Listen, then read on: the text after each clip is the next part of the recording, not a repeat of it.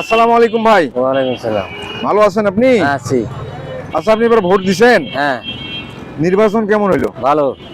সুষ্ঠু নির্বাচন সুষ্ঠু হয়েছে? নির্বাচন।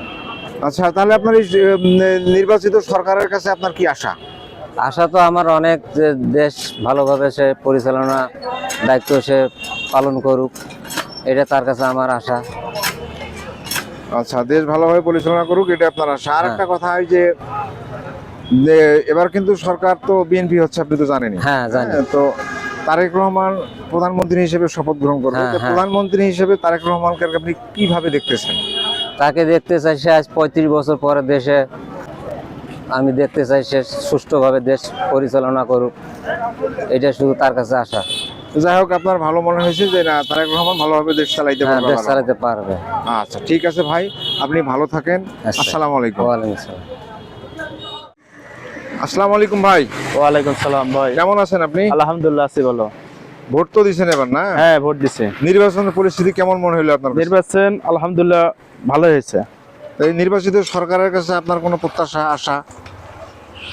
প্রত্যাশা আশা বলতে, নির্বাচন যেহেতু সুস্থ মতো হয়েছে, আমাদের আশা হলো সরকারের কাছে যেন দেশটা ভালোভাবে চলাইতে পারে, সেভাবে যেন জনগণ সুন্দরভাবে চলতে পারে, বিশৃঙ্খলা যেন না হয়, সন্ত্রাস চাঁদাবাজি যেন দুর্নীতি থাকে মুক্ত হয়, এটাই আশা করি সরকারের কাছে। আচ্ছা, তারেক রহমানকে প্রধানমন্ত্রী হিসেবে আপনার কেমন মনে হচ্ছে? তারেক রহমানের এই প্রধানমন্ত্রী হিসেবে আমাকে ভালোই লাগে। উনি দেশ চালাইতে পারে, ওনার যোগ্যতা আছে, সেই আশাই আমি করি ওনার কাছে। আচ্ছা ভাই, ধন্যবাদ আপনাকে। আসসালামু আলাইকুম। ঠিক আছে, ওয়ালাইকুম সালাম। আসসালামু আলাইকুম ভাই। ওয়ালাইকুম আসসালাম। ভালো আছেন আপনি? আলহামদুলিল্লাহ। আচ্ছা, আপনি এবার ভোট দিয়েছেন তো, না? জি। নির্বাচন কেমন হলো এবার?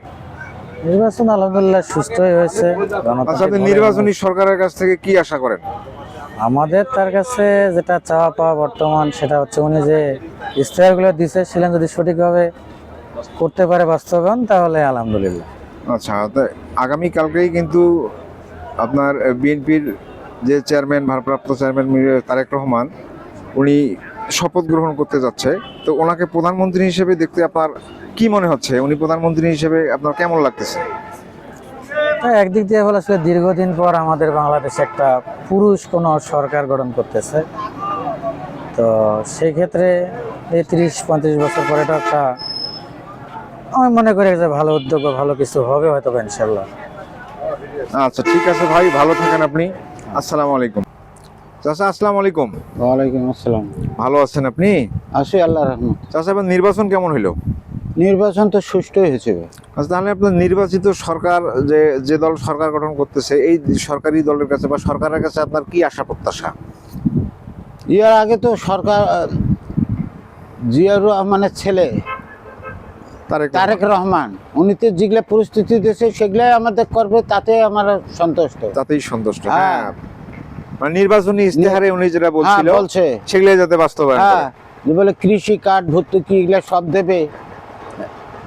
জি। হ্যাঁ। আচ্ছা, আরেকটা কথা, সেটা হচ্ছে যে তারেক রহমান কিন্তু প্রধানমন্ত্রী হিসেবে শপথ গ্রহণ করবে আগামী কালকে সম্ভবত।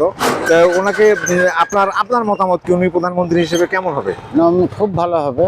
খুব ভালো হবে। হ্যাঁ। যাক, আলহামদুলিল্লাহ চাচা, আপনি ভালো লাগলো অনেক। আপনি ভালো থাকেন। আসসালামু আলাইকুম। ওয়ালাইকুম।